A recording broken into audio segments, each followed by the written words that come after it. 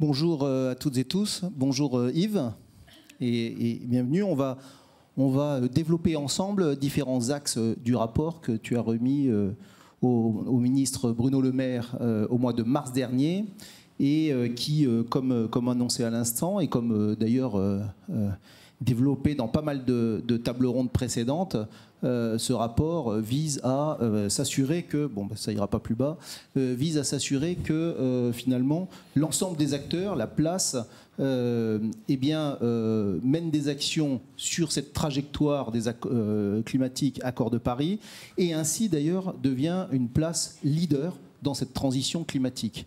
Alors pour cela, tu prônes d'aller plus loin finalement que toute la transformation ou les transformations qui sont en cours et finalement d'instaurer une véritable révolution industrielle et une nouvelle économie politique. Oui, j'ai voulu partir de quelques points de ce type dans le rapport. Je dirais qu'on a un moment particulier de ces questions d'engagement pour le climat, pour l'environnement. L'élément très positif, c'est que l'ensemble des acteurs de la finance se sont engagés. Lorsqu'en 2010, j'avais mis pour Amundi un des piliers qui était d'être un investisseur responsable, à l'époque, ça paraissait presque bizarre. Ça, c'est une bonne nouvelle. La mauvaise nouvelle, c'est qu'il y a beaucoup de confusion aujourd'hui, et donc il me paraissait nécessaire de fixer un cadre. Alors, le premier cadre, c'est en effet un constat. Ce que nous vivons, c'est une révolution industrielle. Pourquoi c'est une révolution industrielle? Parce que nous devons sortir des énergies fossiles qui ont fait le développement de l'humanité depuis 2 siècles. 80% des énergies dans le monde sont fossiles. Il faudra inverser le ratio par rapport aux énergies renouvelables, et sachant qu'il faudra augmenter significativement l'offre d'énergie. Le deuxième point, c'est que c'est une révolution industrielle parce qu'elle concerne aussi les produits. On change les produits. La voiture électrique versus la voiture à moteur thermique. On change les modes de fabrication. On fabriquera toujours de l'acier, du ciment, mais pas de la même façon. Et enfin, on change les chaînes de valeur. Donc en fait, ce dont il s'agit, ce n'est pas simplement d'une transition énergétique, c'est une décarbonation de l'économie. Et cette transition, nous devons l'accomplir en intégrant 3 autres objectifs. Le premier, sont les questions de souveraineté. J'ai remis mon rapport une semaine avant les événements d'Ukraine. La question de la souveraineté en matière énergétique, maintenant chacun a compris ce que c'était. Mais également des questions de compétitivité. Tous les pays sont engagés sur le net zéro ou 2050, 60-70 pour l'Inde, mais l'Europe est la région qui a pris le rythme de transition le plus rapide. L'Inde, la Chine et les États-Unis, qui eux 3 font 50% des émissions, n'ont pas pris d'engagement aussi ambitieux. Et on comprend bien qu'en termes de compétitivité, si on ne se protège pas, c'est pour ça que je suis pour une taxe carbone aux frontières, mais une vraie taxe carbone aux frontières, on aura un problème de compétitivité par rapport aux autres pays. Et enfin, il y a l'impact social de niveau, pouvoir d'achat je veux dire pour les consommateurs, mais aussi transformation d'emploi. Donc on voit que c'est une transformation profonde qui se fait à un niveau, dans une vision planétaire, mais qui doit se faire pays par pays. Alors, qui dit révolution industrielle, dit nouvelle économie politique. Pourquoi? Parce que pour réussir cette transition, il faut que 3 acteurs s'alignent. Les États, dans les États, je mets l'Union européenne, et dont le rôle doit être rehaussé en matière de politique publique. Ce sont les États qui définissent la politique énergétique, le schéma des transports, la politique du logement, d'aménagement du territoire. Deuxième sont les entreprises. Les entreprises, elles vont mettre en œuvre les solutions technologiques industrielles. Et le fait nouveau, c'est qu'elles doivent gérer une nouvelle ressource rare à côté du cash qui s'appelle le budget de CO2.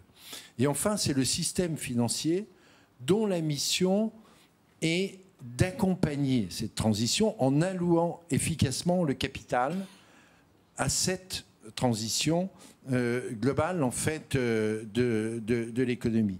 Et ce qui veut dire que pour une banque, pour un investisseur, nous avions une ressource rare, nous l'avons toujours, qui s'appelle les fonds propres. Mais on en a une deuxième, c'est le budget de CO2 incorporé dans les portefeuilles. Et au fond, vous voyez, on est à un moment où je pense qu'il faut prendre cette affaire pour ce qu'elle est. Une transformation industrielle qui nécessite que collectivement, en fait, on adapte nos référentiels, on adapte nos outils.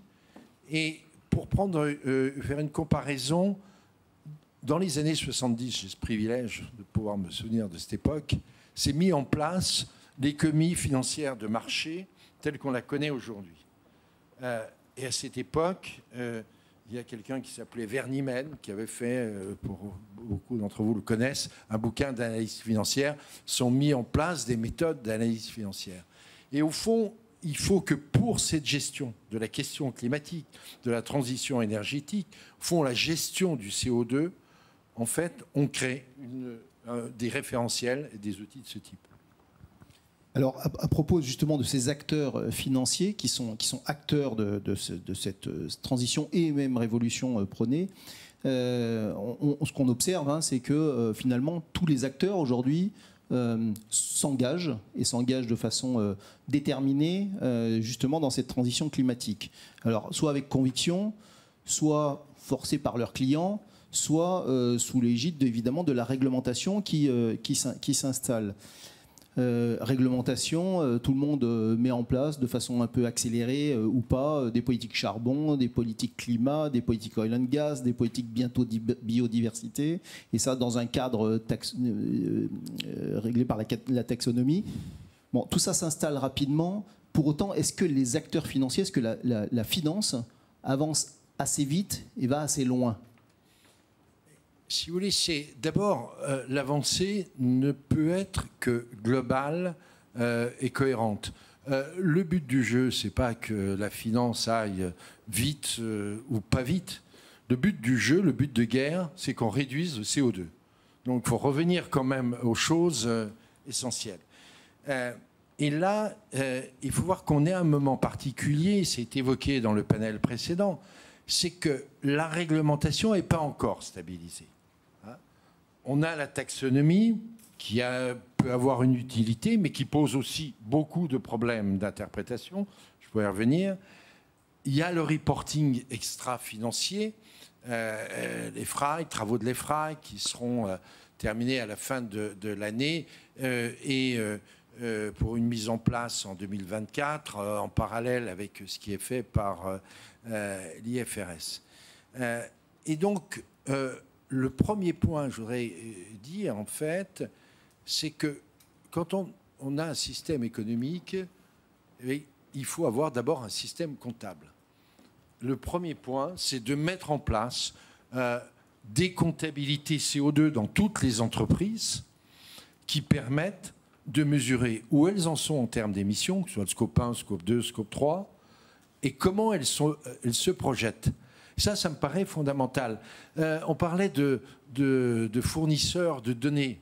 Enfin, oui, bien sûr, il y a beaucoup de fournisseurs de données, mais les seules données pertinentes, ce sont celles qu'ont produisent les entreprises.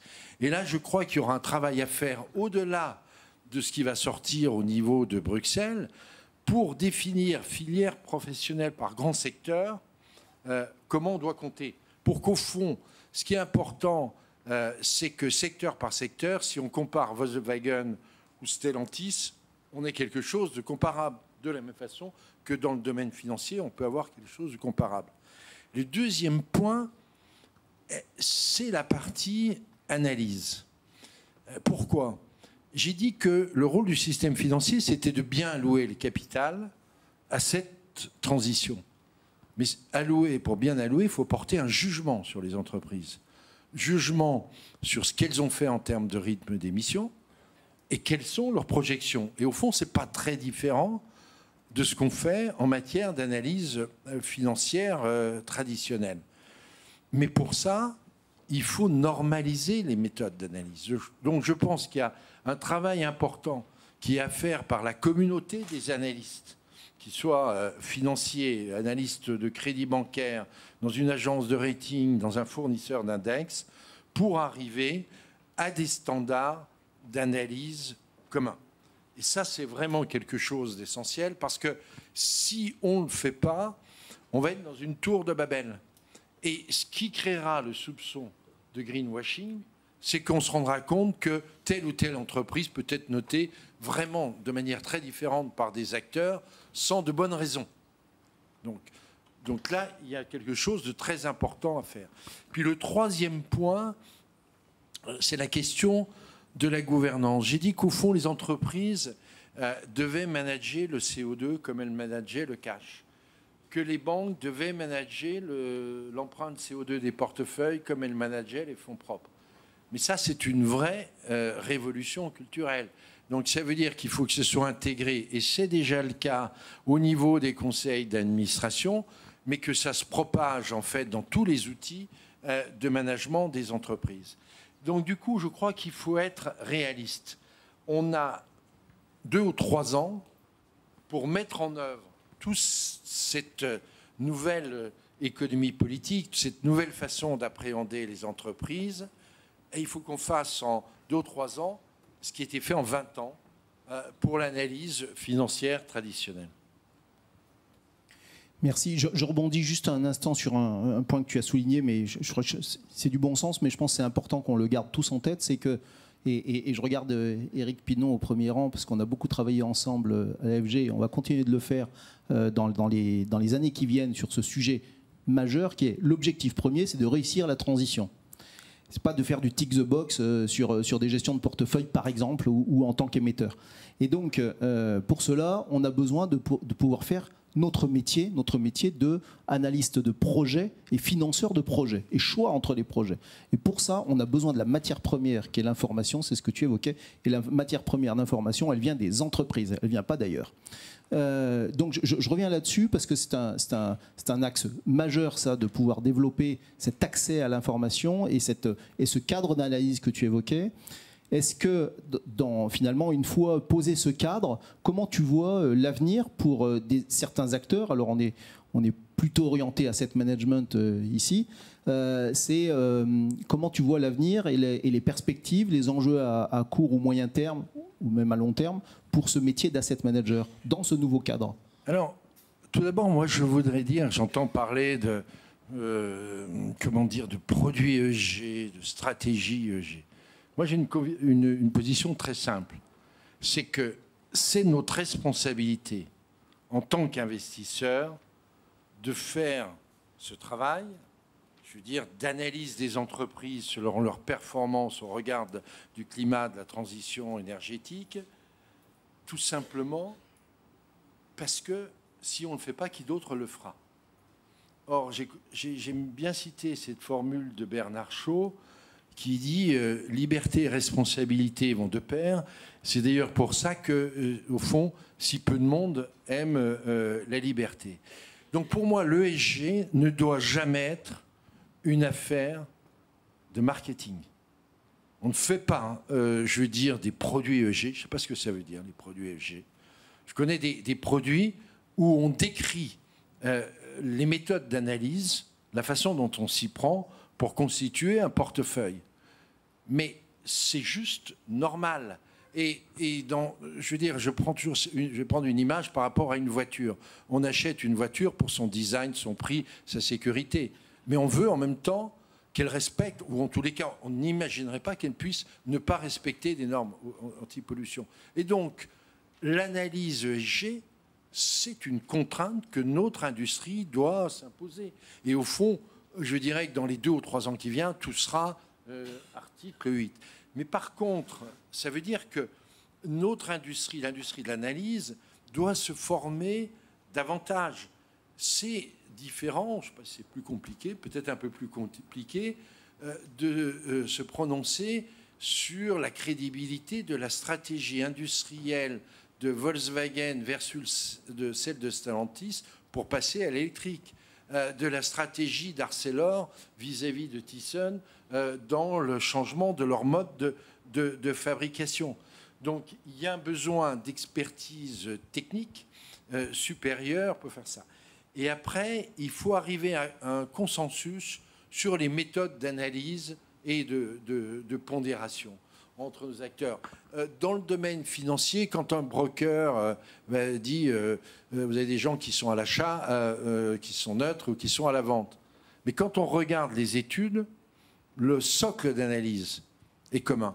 Et il faut qu'on arrive exactement à ce socle d'analyse commun, d'où ces groupes de travail que je propose dans mon rapport pour faire ça. Et donc, au fond, l'asset management, les investisseurs prennent de facto une responsabilité d'intérêt général. Alors, un mot, mon rapport a été centré sur le climat.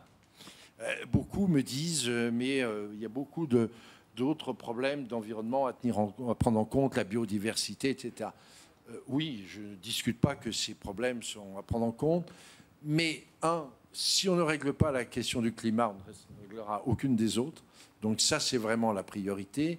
Et deuxièmement, et là, un avantage, c'est que les choses peuvent se normaliser. On peut compter, on peut analyser. On n'est pas à un stade aussi abouti sur les questions de biodiversité. Ça ne veut pas dire qu'il ne faudra pas les prendre en compte. Yves, merci. On a bien compris que réussir la transition passe par la finance, ou la finance est un moyen d'eux. Mais la finance, pour réussir, doit se transformer, et notamment le métier de l'analyse particulièrement.